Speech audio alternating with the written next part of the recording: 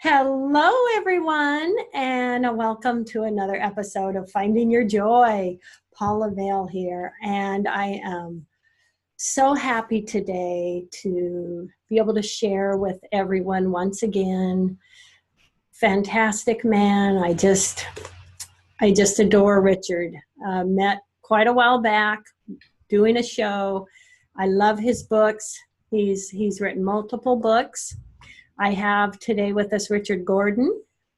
His latest book is The Secret Nature of Matter, which is just amazing. I loved it. Great read. So I am just so happy to have you with us here on KKNW. Richard, welcome. Oh, Paula, what a great joy to be back again. Thank you for having me. Yay. Yes, we definitely find our joy when we connect with you, Richard. You just have made so many changes in people's lives and everywhere. I love it. I would love for you to, for those of you that have not heard you on one of my previous shows, if you could tell them a bit about yourself. Well, I've been in this field of energy healing for over 40 years now. I've written 4 books in 17 languages. We have certified practitioners in my work in over 50 countries. I got started because my health was getting bad, which is a common story among people involved in healing. And the doctor said, let's wait till you get worse so we can really treat you properly. And I thought that's stupid. So I went to holistic health school, wrote a book on polarity therapy. And just a few months before the book was in print, I met a gentleman named Robert Rasmussen who blew my mind because he's just touching my girlfriend, and her hips are moving back to alignment and her shoulders moving back and her cranial bones. She had a major scoliosis and my jaw was on the floor as I see about half her scoliosis straighten out in about 8 or 10 minutes just under his hands. Wow. And what we see is that we have some techniques and simple techniques that anybody can learn to be able to accelerate the healing process and bring down pain. That's the main thing people are interested in, the inflammation and the pain. And we just conducted a study recently with 41 people with high levels of pain. They had 50 conditions. All 50 responded to the energy healing. They were all reduced in pain. The average pain reduction was 67+% on all these people. So it would be a very natural thing that could be used to avoid opiate addiction if it were utilized, because if we have a good analgesic to bring down pain and we can use it once or twice a day, whatever is necessary, they wouldn't have to take a fraction of the amount of painkillers to deal with the pain they have. So that's just one of many solutions that we've encountered. Anyway, I've been in this field, been studying, researching, exploring many different avenues because I'm a curious kind of person. And my cat seems to love to be with me when I'm on these programs. Yes, yes. I love it. I love it. And I love what you're sharing about what we can do with energy healing and pain. I personally, in my life, witnessed someone with an illness go through surgeries and horrible pain and get addicted to the pain pills and just turn them into a different person. I mean, so much could be done with getting more of this word out there and this practice of it. Absolutely. There's no doubt about it. It's tragic that we are in a culture that wants to suppress symptoms at great expense, rather than dealing with the causes of why things are actually happening. Yes, yes. What would you say in your life has been the most monumental change or, let's say, opening up that has happened with you with getting into this line of work and this line of teaching that you do? Right. I think that finding out how to discover emotional causes of reality creation has been the most impactful thing. And learning, it started back in 1980 when I woke up with severe flu symptoms. And I discovered the emotional cause and processed it. And an hour later, I was sitting in the sun drinking coffee thinking, oh my God, I was sick this morning. And I was shocked. I was sure I was going to be sick for a week. And then it took me about the next year or two, I figured out a concise way to help people discover emotional cause. And then it took me another 28 years to figure out the rest of the process because it wasn't obvious and nobody was teaching it. And we call that method self-created health. And we have teachers from the Quantum Touch group that are teaching it. But what happens is we help people find the emotional cause, release those emotions, and then discover how they were hurting themselves by carrying those emotions for so long, and then forgive themselves for holding on to those emotions. And if you do that right, it turns into explosive, overwhelming self-love that you can't even contain, and that connects to your higher self and love of God, Goddess, infinite, holy moly. And not only do the symptoms go away, but people feel intensely grateful they even had the condition. And the whole kit and caboodle shows us that the universe was looking out for us by providing 100 clues or whispers about why we had the condition. Everything was a divine synchronicity, that feeling that you were stabbed in the back, having this condition related to an emotional situation where you were feeling you were stabbed in the back, but because the biggest human blockage is the unwillingness to feel intensity of emotion. And the reason for this is very beautiful. It's actually beautiful. It's that our pain goes deeper than we want to know, but our love goes deeper than we can know. You see, our love goes all the way to infinity. Our love goes all the way to infinity, but we can't even begin to relate to that because we're carrying this pain around. And the pain, when someone's love goes all the way to infinity, the pain hurts more than you want to acknowledge. And because we're so deeply vulnerable, everybody's been wounded, everybody's been traumatized. And we live in this totally traumatized society where guilt and shame are a dominant vibration in the culture. And we have prejudice and hostility and cruelty as kind of normal functions. Even, today's news, you see that being blatantly played out only because the wounding is so great that the child who has been so abused is being hateful on the outside. But all of this comes down to the wounding, and it's because love goes all the way to infinity. And I'm not suggesting anybody do what I did, but taking large doses of psychedelic mushrooms helped me recognize that love is infinite, and it's like standing in front of an infinite Niagara Falls of love, and my receptacle is a shot glass, and I'm experiencing this overwhelming nature of who and what we really are. But because of the culture and because we're so intensely shut down, something like MDMA has just been legalized by the FDA to help people through their trauma because it opens people up. And we need to open ourselves up on every level, especially to self-honesty, so we can have integrity, so we can have self-responsibility, so we can trust ourselves. Now, what you see is the opposite of love you earn from yourself, which is honesty, integrity, responsibility, and trust. The opposite of that is negative ego, self-importance, and self-pity. I'm the most important person. I'm the smartest person in the world. I'm this, I'm that. Or poor me, they're not appreciating me good enough because I'm the best and I'm the most wonderful and you need to appreciate me more. So you can have both self-pity and self-importance in one sentence. But what we're really trying to do is get access to our core nature and really learn how deep love goes. So that's what touched me the most. Oh, for those out there listening today, what would you say would be a step they could take today in getting access to that self-love? Well, there's two kinds of self-love. One kind is you love yourself because you were born. Every infant loves themselves automatically. It's automatic. And it's not an ego state to love yourself. It's natural. Everything loves themselves automatically.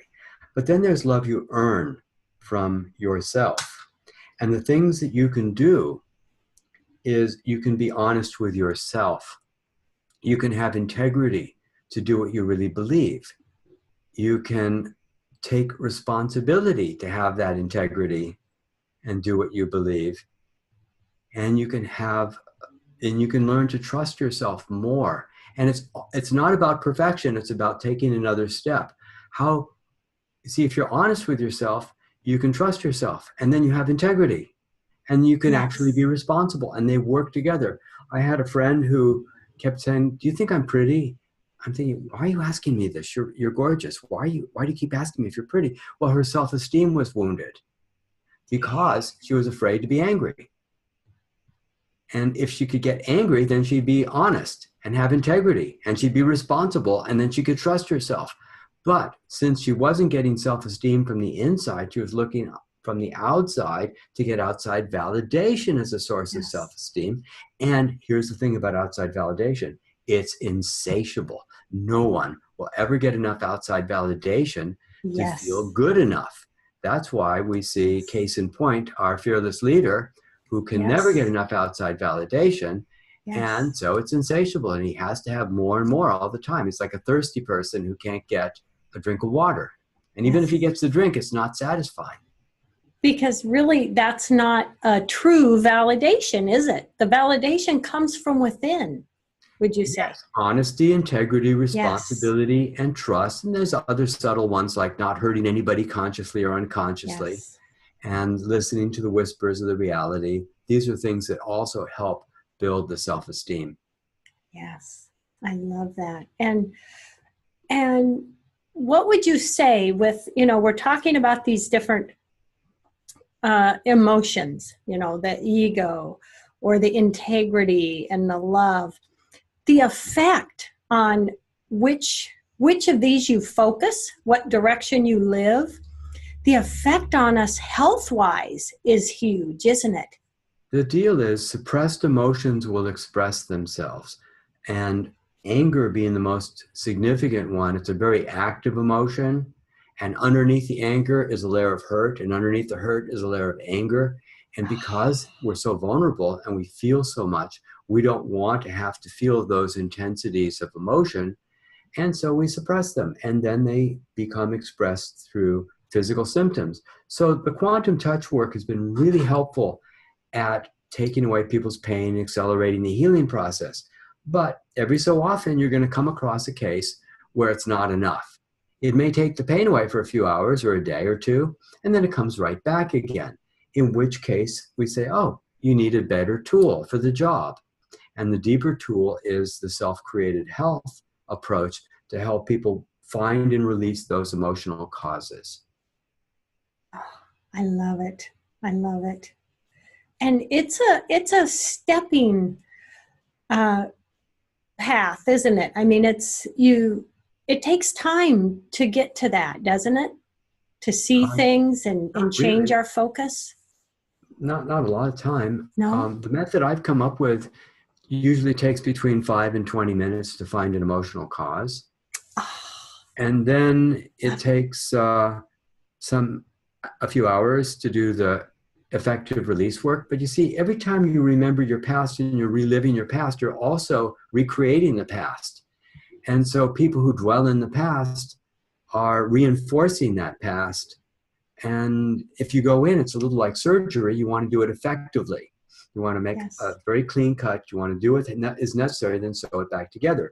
And so I really believe that it's very important to go back, do the healing that's necessary, and then heal it on an even more deeper level by going through the self-forgiveness process afterwards.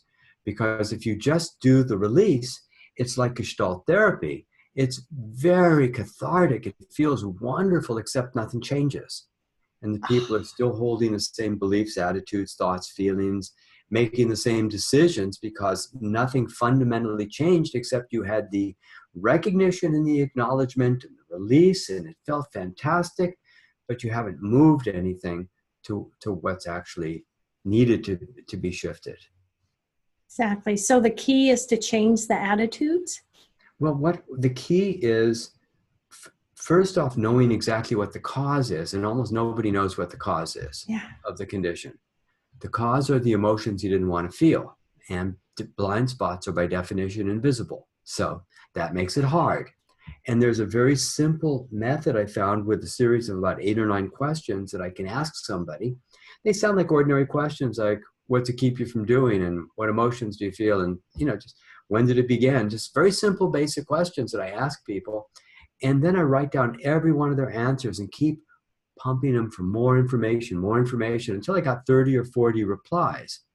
And then once I got all the replies, I read back some of the most graphic answers, like you feel helpless, or you feel this, stabbed in the back kind of thing. And I'll say, was there an emotional situation that happened, look at the list, 8 years ago, where you felt this and you felt that? And they go, oh, well, it could be my relationship with my ex or my dad or something. And I'll say, well, let's see if it fits. And then I carefully walk through all 40 one by one. Well, did you feel hopeless? Yes. Did you feel this? Did you feel that? And every one of them, which is in their body, which is in their experience, describes an emotional situation. I say, what do you do with those emotions? They say they're the ones I never want to feel. And I say, well, maybe you're feeling them in your body instead of feeling them as emotion. And they're holding the list going, oh yeah, oh yeah. Now, I'm not convincing myself. They're convincing themselves. And then if they just spend 10 minutes feeling those emotions, they'll usually see about a 30% shift of symptom right away. Because it's their higher consciousness saying, yeah, that's it. That's the one. I have to do the work. But your hand is on the dial. You're tuning in the radio station, and that's the one. That's what the experience was. But let's take a broader, more metaphysical perspective. Everything about the reality is giving you these whispers, these gifts, saying, oh, see how you can't move the shoulder, how you're immobilized. Look at that part of your life where you were immobilized. Everything is a mirror, a beautiful, loving mirror, giving us this exquisite information that gets thrown away, and we'll take an aspirin. We'll take some ibuprofen or whatever the heck it is to cover the symptoms, but the symptoms were gifts from our higher consciousness. Oh, wow. And so when you understand the exquisite divine orchestration that's taking place from moment to moment, if you don't have the slap across the face, sometimes you don't make the change and say, oh, I shouldn't be in a relationship where I'm getting slapped. And if we didn't have a fearless leader slapping people saying, we don't like people of other races, we wouldn't necessarily be responding and say, no, diversity is an important thing in our culture, and we need to have compassion for one another and love for one another, not hatred. Okay, so we're getting slapped around a little bit, and we're saying, oh, I see. This is necessary for our evolution to make a more profound choice. For example, our country's made choices that we want to honor all people, regardless of race, color, creed, religion, blah, blah, blah. And now we're making the decision again on a deeper level and saying, oh yeah, that is very important to me. So we are making these choices. So all this is good and painful and wonderful. Now, Richard, for the listeners, will you share how they can learn more about you and even contact you to do some work with you?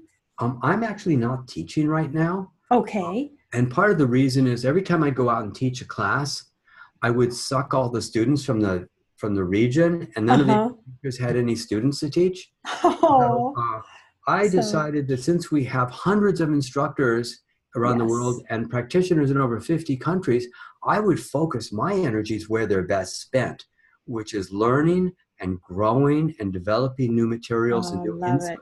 Like my new book, The Secret Nature of Matter, where I discovered the intersection of matter and consciousness, and looking forward to making a documentary to show what happens when you have Galileo paradigm-changing information before the world is ready to see it. And how people respond when they see something they know can't be true. So this is very exciting for me. So quantumtouch.com is where people will go to find practitioners, instructors, materials. We have an online video workshop that people can watch and learn the whole basic quantum touch system. And I recommend you watch it with friends and family.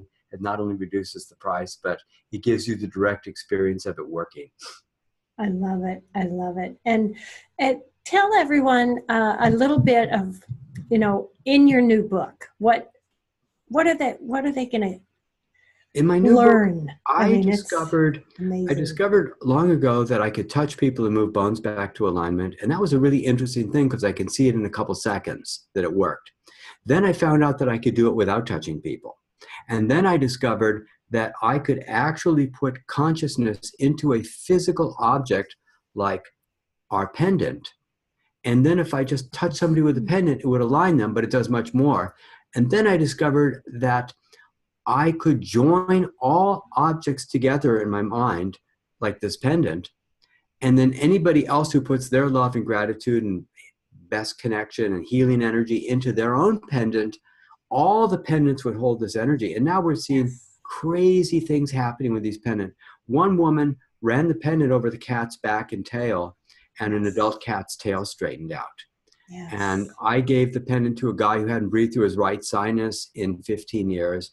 And he held a couple pendants on the sides of his nose, and within 5 minutes, he was breathing again through the right sinus. Yes. We're seeing crazy stuff happening, but this is not a substitute for quantum touch sessions, but it is one extraordinary avenue where we can start to discover that consciousness is not just an epiphenomenon of brain activity. It is the very fabric of reality. All matter appears to be made of what I've termed, very scientific term, subatomic God stuff. Everything is able to hold energy. You think, oh, only my little clear crystal can hold energy and intention. No, everything can hold energy and intention. Even a cigarette butt or a leaf or a piece of plastic, rubber, doesn't matter what it is. All matter can hold it. And I tested it by doing two things that are considered impossible: straightening out the cranial bones and untwisting people's hips while they're standing. And they happen in seconds. And if anybody wants to watch a cool video about this, you can look up Quantum Touch Pendant Demo on YouTube and Quantum Touch Pendant Surprises. And I have people touching the back of their head and saying, oh yeah, I can feel the left side's high. And then I just touch them like on a shoulder or an elbow or somewhere. And I say, lift your thumbs and put it back. And they break out laughing and go, how is this possible? Well, it isn't according to modern science, except that modern science has something to learn yet. And they're a little reluctant because I'm not invited to universities to demonstrate in seconds. But then again, the priests didn't want to look through Galileo's telescope. And one of them famously said, well, it works great during the day, but it obviously doesn't work at night. Yes. And rather than learning optics and getting his own telescope, he just rationalize and walk away. And I've had skeptics rationalize and walk away right after I show them something impossible. But this is where we are. Well, I have to say, I absolutely love my pendant. And I have actually, because I've had 3 neck surgeries. Yes. After I fly or if I'm, just lifting more than I should, my neck can really start hurting. And so I'll put on my pendant, I'll go to bed at night and have it on my chest. Yes. And I wake up feeling so much better the next day. I love my pendant. Wow. It's amazing. Well, we also have pendants in our store, and I have joined all these pendants together, and I've charged them all. And we have about 5,000 people like you and me who are charging them as well. Yes. And so they're holding an extraordinary energy. And every time I was at the dentist a few days ago getting some work done, and the dentist, her husband, and the hygienist wanted to see what I could do. And I demonstrated that I could touch them with my pendant, just like that, and untwist them. And then on the third time, when it come to working with her husband, I handed her the pendant, and it said, all you have to do is have the intention of aligning his body when you touch him. So she touches him with intent, and sure enough, she could see his hips went from there to there. And this, by the way, is a lifelong alignment, not a temporary one. Yes, I love it. I love it. We have about 2 minutes left. Richard, what last words do you want to share with everyone today? I think I'd like to point out that when you've been hurt in your life, when you've been damaged, the message you always received was that your love wasn't good enough, your love didn't matter, your love wasn't valuable. That's always the message we get when we've been wounded. But I'd like you to remember that your love is incredibly valuable. Your love has impact, and it truly matters. And this is our most valuable resource, our compassion. All the higher animals that we appreciate the most are able to express compassion. Bonobos, elephants, dolphins, cats, dogs, and so forth. Even, even some rats have been shown to express compassion from time to time, and occasionally politicians. Oh, oh, you are So just, I do value the rats occasionally. So yeah, you are so fun, Richard. I'm just so grateful to have connected with you, and I just love everything you're doing and everything you're sharing. It's just thank you so so much. fantastic. And you know that, just being a tool in helping everyone realize how much they are loved is such a beautiful thing. It really is. It's the only really important thing, because until we value compassion above everything else, children will still starve to death, not have drinking water. That we live in a very cruel time because we're valuing objects more than compassion. Yes, yes. And compassion is everything. Oh, thank you so much, Richard. Thank you, everyone, for joining us today. Love, hugs, and blessings. Richard, love, hugs, and blessings to you. Thank you so much. It's been a pleasure being here. Thank you. Bye.